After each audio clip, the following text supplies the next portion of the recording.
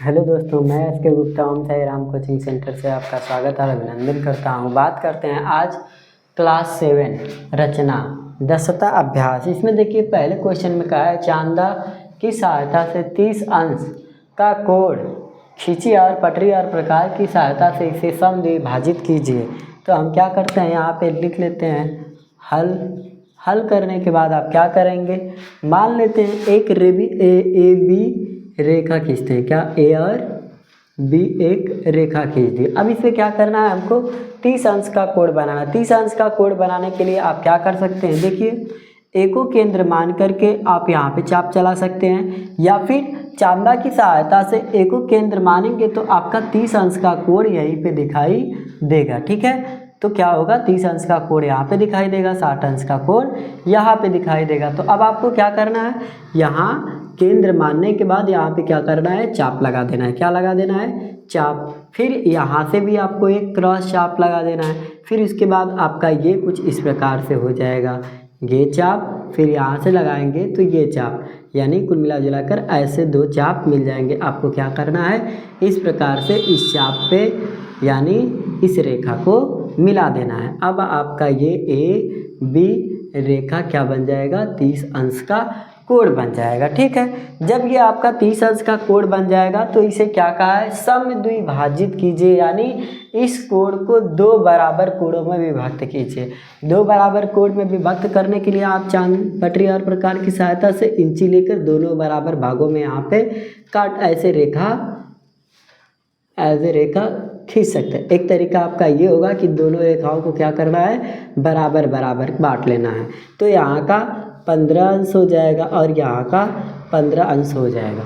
लेकिन एक तरीका और होता है, उसे आप कैसे करेंगे, उसको करने के लिए आपको क्या करना होगा, ये जो रेखा आप माने हैं इन्हीं को केंद्र मान लीजिए। यहाँ से एक रेखा ऐसे मिला लीजिए और एक रेखा ऐसे मिला लीजिए। अब जहाँ पे ये काटा है इस रेखा को मिलाते हुए आप इसको क्या करिए, बाहर की तरफ लेते चले जाइए। जब ये बाहर चला जाएगा तो इस प्रकार से आपका फिर 15 अंश और 15 अंश 2 बराबर कोणों में क्या होगा, विभक्त हो जाएगा। आपको समझ में आ रहा होगा। जब आप 4 इंची की सहायता से खींचेंगे तो ये रेखाएं बराबर होनी चाहिए आपकी। ठीक है, अब बात करते हैं क्वेश्चन नंबर 2। इसमें कहा गया है 2 रेखा ए बी और सी डी जो बिंदु O पर प्रतिच्छेद करती है। प्रतिच्छेद मतलब होता है कि किसी बिंदु पर क्या करती हैं, काटती हैं। तो हम क्या मान लेते हैं एक रेखा हमारी A है, दूसरी रेखा B है, फिर उसी प्रकार से एक रेखा C है और एक रेखा D है। कहाँ काट रही हैं दोनों, O पर, तो इसका नाम क्या दे दिया जाए, O। अब आगे बात करते हैं, इस प्रकार बने शीर्षाभिमुख कोण सी ओ ए और बी ओ डी, देखिए बी ओ डी क्या है, पटरी और प्रकार की सहायता से समद्विभाजित करिए। यानी इस कोण की बात कहा है और इस कोण की बात कहा है। अच्छा बताइए इसमें क्या करें, अगर हम एक सीधी रेखा खींच दें तब भी ये 2 बराबर बराबर भागों में बांट दी जाएगी। नहीं तो आप क्या करिए, ऐसे चाप चलाइए, यहाँ से चाप चलाइए। अब इसको काट रहा है, फिर इसे केंद्र मान कर यहाँ पे चाप चलाइए, इसे केंद्र मान के यहाँ पे। अब इसको क्या करिए, इस प्रकार से इस रेखा को क्या करिए, मिला लीजिए। देखिए थोड़ा आपके पास इंची होगा तो आप इंची से अच्छे से मिला सकते हैं, बट यहाँ हाथ से क्या हो रहा है, रेखाएं मिल जाए। अब ये क्या हो रहा है, 2 बराबर भागों में बांट दी जा रही है। सत्यापित कीजिए कि इनके समद्विभाजक एक ही रेखा पर है। तो जी हाँ, कहाँ पर है, एक ही रेखा पर है। ठीक है, देखिए ये कोण बराबर ये कोण शीर्षाभिमुख कोण का है, तो शीर्षाभिमुख कोण के जो आमने सामने के कोण होते हैं वो क्या होते हैं, बराबर होते हैं। ठीक है, अब बात करते हैं क्वेश्चन नंबर 3। क्वेश्चन नंबर 3 में कहा है एक अधिक कोण PQR तथा एक न्यून कोण ABC खींचिए। इन दोनों के अंतर के बराबर कोण की रचना कीजिए। बनाए गए कोण की माप बताइए, क्या वह न्यून कोण है या अधिक कोण। अच्छा बताइए, यहाँ पे हम हल कर सकते हैं। आप बताइए अधिक कोण किसे कहते हैं, जो 90 अंश से अधिक हो उसे अधिक कोण कहते हैं। सम कोण जो 90 अंश का हो, न्यून कोण जो 90 अंश से नीचे हो। तो हम आइए त्रिभुज पी क्यू आर की रचना करते हैं, यानी कोण पी क्यू आर की रचना करते हैं, तो यहाँ मान लेते हैं पी क्यू और यहाँ पे क्या कर लेते हैं ऐसे, क्या हो जाएगा 130 अंश का मान लेते हैं हमारा ये क्या है कोण है। हमने ये माना है, क्या किया है माना है, ठीक है, हम क्या किए हैं इसको मान लिए हैं 130 अंश का कोण, ठीक है, 130 20 40 आपको जो मानना है तो मान लीजिए, 140 अंश का कोण है, ठीक है। अधिक कोण से कम होना चाहिए, यानी क्या बोला है बृहद कोण से कम होना चाहिए अधिक कोण, 140 अंश हम मान लेते हैं, ठीक है। 140 अंश का हमने ये मान लीजिए पी क्यू आर बना लिया। दूसरा हम क्या बना रहे हैं 70 अंश बना लें, क्योंकि 90 अंश से कम होगा, तो इसके लिए क्या करते हैं एक रेखा खींचते हैं ए बी, ठीक है, ए बी। सी क्या है हमारा, यहीं पे मान लीजिए कि कितना है 90 80 अंश, क्या है 80 अंश, ठीक है। इसको क्या कर ले सी, अब इसको क्या कर ले हम इस प्रकार से मिला लेते हैं, ठीक है। ये दोनों त्रिभुज क्या हो गए हमारे इस प्रकार से बन गए। अब क्या करना है हमको, इन दोनों कोणों का अंतर अब क्या है, अच्छा बताइए, एक त्रिभुज है आपका क्या त्रिभुज पी क्यू आर बराबर हम मान लेते हैं क्या 140 अंश। फिर दूसरा त्रिभुज हमने क्या माना है A B C B, A B C, इस प्रकार से इनके बराबर हमने क्या माना है 80 अंश, ठीक है। अब बताइए इन दोनों को अगर हम घटाएंगे तो क्या होगा, तो हम कह सकते हैं त्रिभुज पी क्यू आर माइनस त्रिभुज ए बी सी। अब इसको जब हम बराबर करेंगे तो क्या होगा, यहाँ पे आगे कर लेते हैं, देखो पी क्यू का मान कितना है 140 और इसका मान क्या है 80। अब हम जब इसको घटाएंगे तो क्या आएगा हमारा, देखिए 40 0 14 6 कितना आया 60 अंश।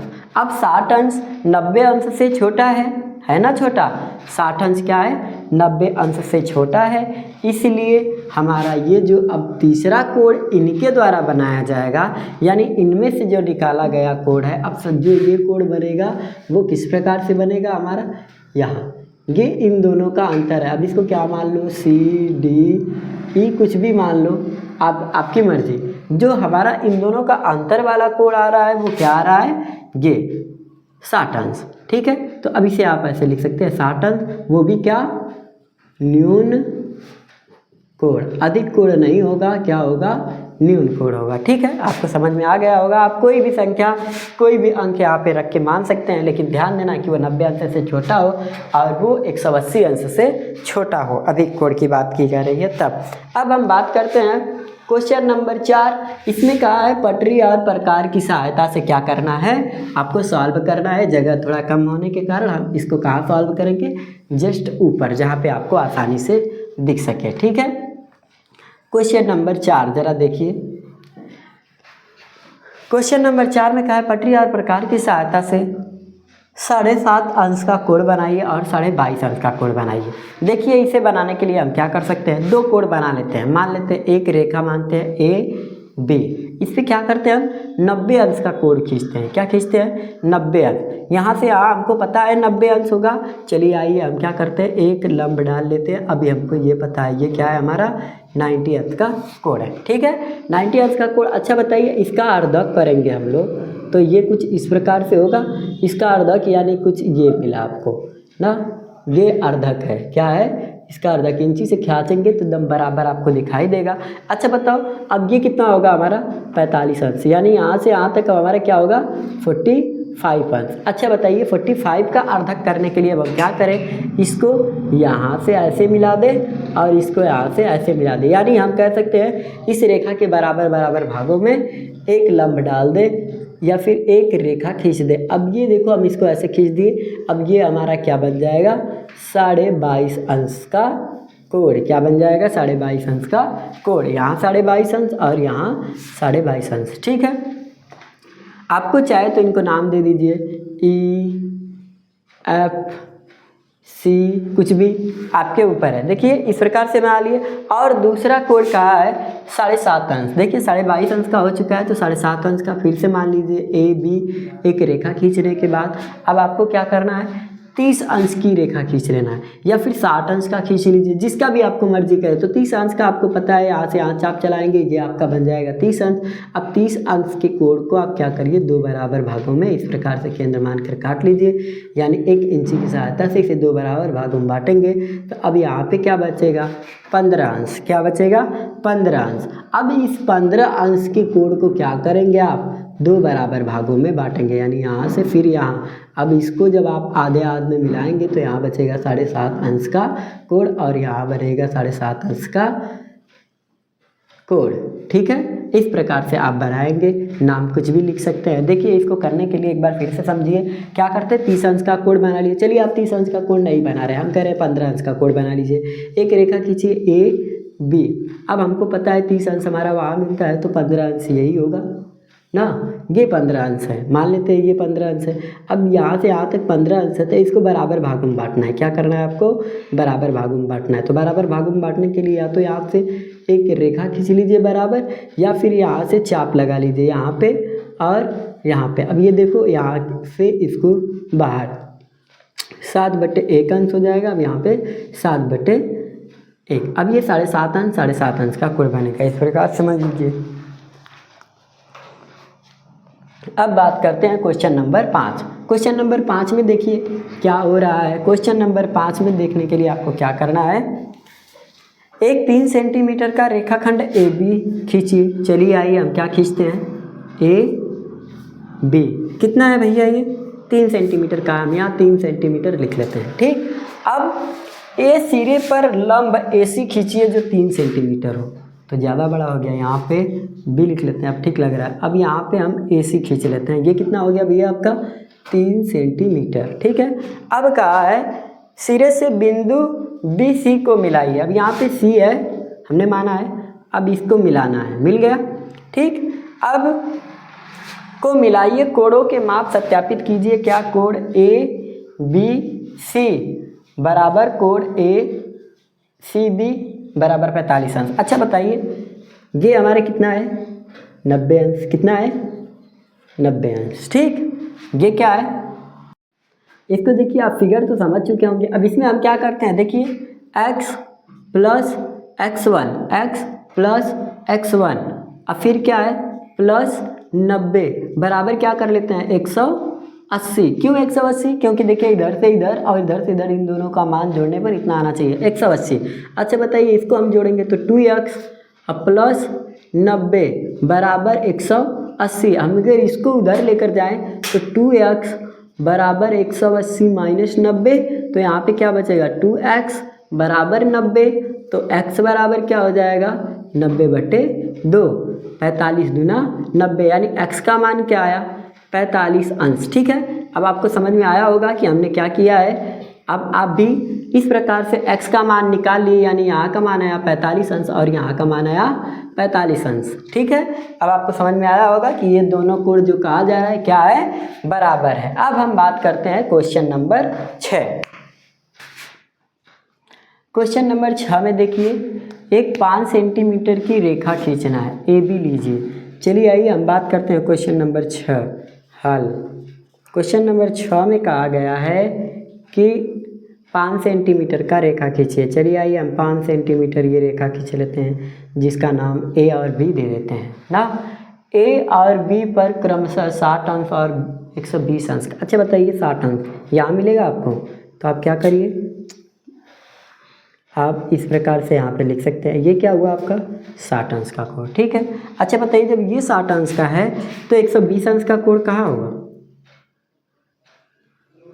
यहाँ से, हाँ, क्योंकि 90 अंश तो यही मिल जाएगा, 30 अंश इतना हो ही जाएगा। अब ये आपका क्या बन गया, 120 अंश का कोण। ठीक है, अब फिर क्या कहा है, पटरी और प्रकार की सहायता से इन दो कोणों के अर्धक खींचिए। अर्धक मतलब अब इन दोनों के आधे को मिलाइए। क्या करना है, आधे को मिलाना है। तो अब इनका आधा प्लस इनका आधा, ठीक है, क्या करना है, रेखा खींचना है, अर्धक। अच्छा बताइए, इनका आधा कितना होगा, यहाँ से हम क्या कर सकते हैं, एक ऐसे रेखा खींच सकते हैं, एक ऐसे। अब यहाँ से ये रेखा यहाँ मिलेगी, अब इसका आधा इसका आधा हम क्या कर सकते हैं, इसका आधा यानी बीचों बीच हम क्रॉस कर सकते हैं। क्या कर सकते हैं, बीचों बीच क्रॉस। जिस प्रकार से इसको बीचों बीच क्रॉस कर सकते हैं उसी प्रकार से इसको, नहीं तो इसको केंद्र मानिए, यहाँ पे चाप चलाइए, इसको केंद्र मानिए, यहाँ पे चाप चलाइए। थोड़ा दिक्कत होता है जब आप लंगड़ा प्रकार से चलाएंगे तो काफ़ी बेहतर चलेगा ये आपको इस प्रकार से। अब इसको क्या करना है, आपको इस प्रकार से मिला देना है, यानी बीचों बीच से क्या करना है, रेखा को मिला देना। अब इसको लेकर के ऐसे चलना है। अब ये कहाँ काटा है, देखिए लंबार्धक खींचिए। क्या करना है, इन कोणों के अर्धक खींचिए। मान लीजिए ये बिंदु सी पर मिलते हैं, तो कहाँ मिलते हैं, मान लिया गया है बिंदु सी पर मिलते हैं। अब बताना है त्रिभुज ए सी बी यानी यानी इसका मान कितना होगा। तो अच्छा बताइए इसका मान क्या होगा। यहाँ पे कितना है 120 अंश, तो आधा आधा बटा है, तो यहाँ ये कोण कितना हो जाएगा हमारा 60 अंश। अब ये वाला कितना था 60 अंश, तो यहाँ पे 30 हो जाएगा और यहाँ पे कितना हो जाएगा 30 अंश। तो अब बताइए इन दोनों कोणों को जोड़ने पर 30 + 60 जोड़ने पर क्या आएगा आपका 90 अंश।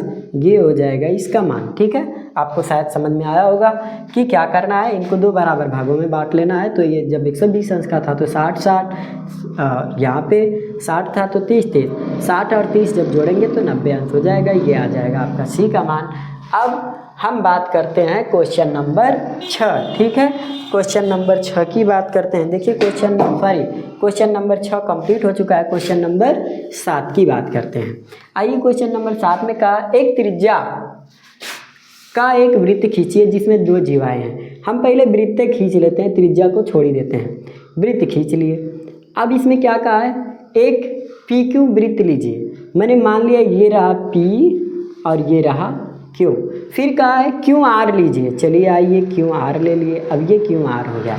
अब कहा है इनका लंबार्धक खींचिए। किनका लंबार्धक, इनका लंबार्धक यानी 2 बराबर बराबर भागों में बांट लीजिए। यानी यहाँ से चाप चलाएंगे तो इस प्रकार और यहाँ से चाप चलाएंगे तो इस प्रकार। ठीक, अब इन दोनों के बीच में फिर इसको चाप चलाएंगे तो इस प्रकार, इनको चाप चलाएंगे तो इस प्रकार। अब यहाँ से यहाँ आप क्या करेंगे, रेखा मिला देंगे। अब इनको क्या करना है, यहाँ से यहाँ इनको मिला देना। अब ये क्या है आपका सी, क्या है सी। अब कहा है पी क्यू और आर क्यू से सी से मिलाइए। अब देखिए ये पी है आपका, इसको यहाँ से मिलाइए, फिर क्यू है इसको मिलाइए, फिर आर है इसको मिलाइए। ठीक है, इस प्रकार से आप क्या है रेखाएं मिल गए। अब कहा है क्या बिंदु सी वृत्त का केंद्र है। तो देखिए केंद्र में कौन है, सी। तो हाँ, सी वृत्त का केंद्र है। ठीक है, इस प्रकार से आप फिगर को बना सकते हैं। अब हम बात करते हैं क्वेश्चन नंबर 8। ठीक है, क्या आती है क्वेश्चन नंबर 8 में देखिए कहा एक त्रिभुज पी क्यू आर की रचना कीजिए। देखिए क्वेश्चन नंबर 8। ठीक है, हल। अब आपको क्या करना है, क्वेश्चन नंबर 8 में एक पी क्यू का क्या कर ले, पी क्यू आर क्या करना है, त्रिभुज की रचना करना है। पी क्यू आर, तो हम यहाँ क्या कर लेते हैं आर। ठीक है, अब इसको इससे मिला देते हैं, इसको इससे मिला देते हैं। ठीक है, अब ये आपका त्रिभुज बन गया पी क्यू आर। अब कहा है इनके अंतः कोणों के समद्विभाजन कीजिए। अंतः कोण को क्या करना है, समद्विभाजन, यानी इसके कोण को 2 बराबर बराबर भागों में बांटना है। तो यहाँ से देखिए हम इसको ऐसे कर लें और क्या कर लें, इसको ऐसे कर लें, इसको ऐसे कर लें। अच्छा बताइए अब इनके कोणों को क्या करना है, बराबर बराबर भागों में विभक्त करना है। तो क्या करेंगे, ऐसे करेंगे, ऐसे। अब यहाँ से ऐसे। अच्छा बताओ ये क्या होगा, यहाँ चला जाएगा। फिर इसको यहाँ से ऐसे करेंगे ये। अब ये क्या होगा, यहाँ से फिर रेखा निकलेगा, ऐसे चला जाएगा। इसकी बात कर ली जाए तो ये क्या होगा, यहाँ से ऐसे, यहाँ से ऐसे। अब ये ऐसे चला आएगा। यानी देखा जाए तो ये रेखाएं कहाँ हो रही हैं, एक दूसरे पे फिर से विभक्त हो रही हैं। अब क्या कहा है, इनके अर्धक क्या एक ही बिंदु पर मिलते हैं। तो जरा देखिए सब कहाँ पर मिल रहे हैं, एक ही बिंदु पर मिल रहे हैं। तो यहाँ पे क्या कहेंगे, हाँ एक ही बिंदु पर मिल रहा है। जरा ध्यान से देखिए, हमको क्या करना है, इनके कोण को समद्विभाजन करना है, यानी बराबर बराबर भागों में बांटना। तो इसको बराबर भागों में बांटे जाएंगे। तो ये देखिए यहाँ से यहाँ, या फिर हम इसको यहाँ पे भी ले जा सकते हैं। अब इसको देखा जाए तो यहाँ पे आ सकता है, इसको देखा जाए तो यहाँ पे। तो हम पूरा नहीं लेकर जा रहे हैं, सिर्फ केंद्र तक क्या कर रहे हैं, एक यहाँ से देखिए, यहाँ से काटने पर यहाँ से काटने पर यहाँ, यानी इसके अंदर की गतिविधियों को हमने देखा कि ये सभी रेखाएं कहाँ काट रही हैं, एक ही बिंदु पर काट रही है। क्या कर रही हैं, एक ही बिंदु पर कट कर रही हैं। और ये सभी कोण आमने सामने क्या होंगे, देखिए यहाँ से यहाँ ये दोनों बराबर है, यहाँ से यहाँ ये दोनों बराबर है। ठीक है, उसी प्रकार से देखिए तीसरा और 9वां क्वेश्चन भी है। एक त्रिभुज खींचिए ABC, क्या करिए, ABC इनकी भुजाओं के लंब समद्विभाजक, क्या करना है, समद्विभाजक क्या एक ही बिंदु पर मिलेंगे। अच्छा देखिए, इनके रेखाओं के समद्विभाजक कहा है, क्या करना है, हम इसको थोड़ा सा इरेज करते हैं। क्या करते हैं, इरेज कर लेते हैं पूरा थोड़ा सा। क्यों, अब हम यहाँ क्या कर लेते हैं, 9 लिख देते हैं। क्या कर लेते हैं, 9 लिख देते हैं। अब 9 में देखिए क्या करना है, एक त्रिभुज खींचना है AB। अब यहाँ क्या मान लेते हैं, C। क्या मान लेते हैं, C। कुछ इस प्रकार से हमारा त्रिभुज तैयार हो गया। अब कहा है इसके लंब को क्या करना है, समद्विभाजक, यानी 2 बराबर भागों में बांट देना है। एक त्रिभुज ABC खींचिए, इसके भुजाओं के लंब, अब इनके भुजाओं के लंब खींचिए, लंब एक ही बिंदु पर मिलते हैं। अच्छा देखिए, इस भुजा का लंब क्या होगा, यहाँ होगा। इस भुजा का लंब कहाँ होगा,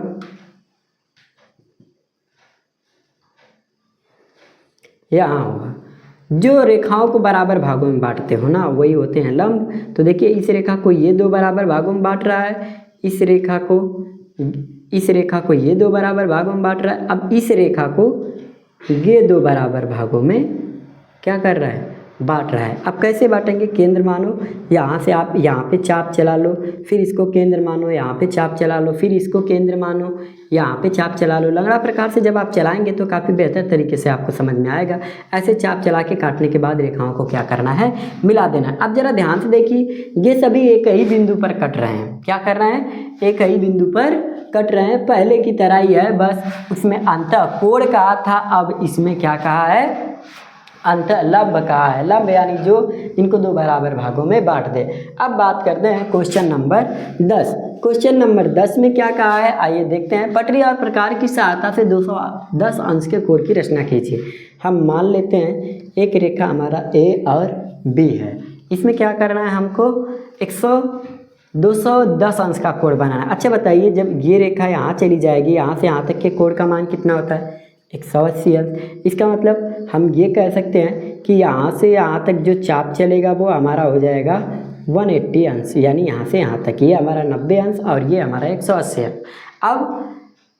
अब आगे जब चलेगा यहाँ पे तो कितना हो जाएगा, ये यहाँ पे 240 अंश, क्योंकि 60 जोड़ेंगे इसमें तो कितना हो जाएगा, 240 अंश। तो अब यहाँ जो हमारा चाप चलेगा तो ये हो जाएगा हमारा 240 अंश। तो अब हम क्या करें, 240 और यहाँ पे क्या है 210, यानी जब यहाँ 240 हो रहा है तो हमारा 210 कहाँ होगा, यहाँ पे। अब हम क्या करते हैं, इसको यहाँ से ऐसे मिला देंगे तो अब ये हमारा बन जाएगा 210 अंश का कोण।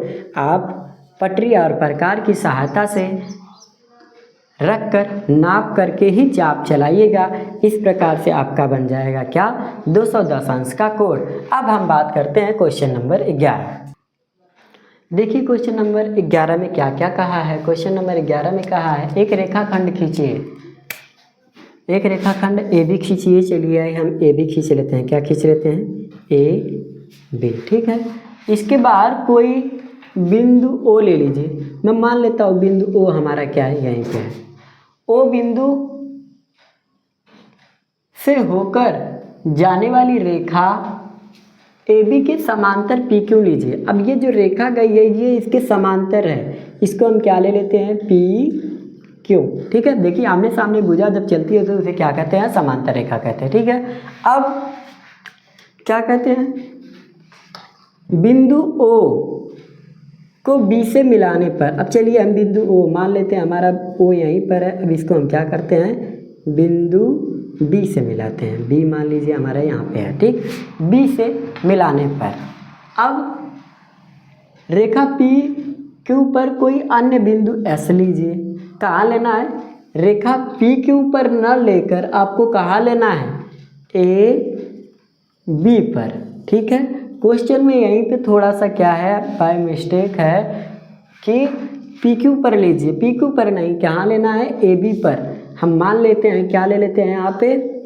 ए बी। कोई बिंदु क्या ले ले? ए बी पर कोई बिंदु एस ले लेते हैं। चलिए एस ले लिए। अब ये जो क्या है, बिंदु से होकर जाने वाली रेखा ओ बी के समांतर है। अच्छा बताइए, ये क्या है? ओ बी के समांतर है। तो हम क्या करें, इसको कुछ इस प्रकार से ले लेते हैं। देखिए ओ बी भी हमारी इधर चल रही थी और ये रेखा भी हमारी क्या हो रही है, इधर की चल रही है। ये क्या है? समांतर रेखाएं हैं। अब उसके बाद कहा है कि समांतर रेखा जो पी क्यू को बिंदु टी पर काटे। अच्छा बताओ, जहाँ पर ये क्रॉस किया है इसका नाम क्या दे दिया जाए? देखिए पी क्यू पर काटे, तो कहाँ काट रहा है? पी क्यू पर रेखा पर ही काट रहा है ना। तो अब ये क्या हो जाएगा? पी क्यू रेखा पर काट रहा है। समांतर रेखाओं के इन युग्मों से कौन सी आकृति बनती है? अच्छा बताइए, अब ये कौन सी आकृति बन गई? ये आकृति। आप बताइए, अब ये दोनों अगर ऐसे जुड़े होते तो हम कह सकते थे आयत, बट अब यहाँ पे तो आयत नहीं है। तो अब ये क्या है? अब इसको आयत बोल सकते हैं क्या? नहीं। अब इसको आप चतुर्भुज कह सकते हैं। क्या कह सकते हैं? चतुर्भुज कह सकते हैं। ठीक है, चतुर्भुज कह सकते हैं, आयत कह सकते हैं, लेकिन अब इस प्रकार की आकृति बन रही है। ठीक है, यही आपका क्या हो जाएगा? आंसर। ठीक है, अगर आप लोगों को समझ में आया हो, वीडियो अच्छा लगा हो, तो चैनल को सब्सक्राइब करें एंड शेयर करें।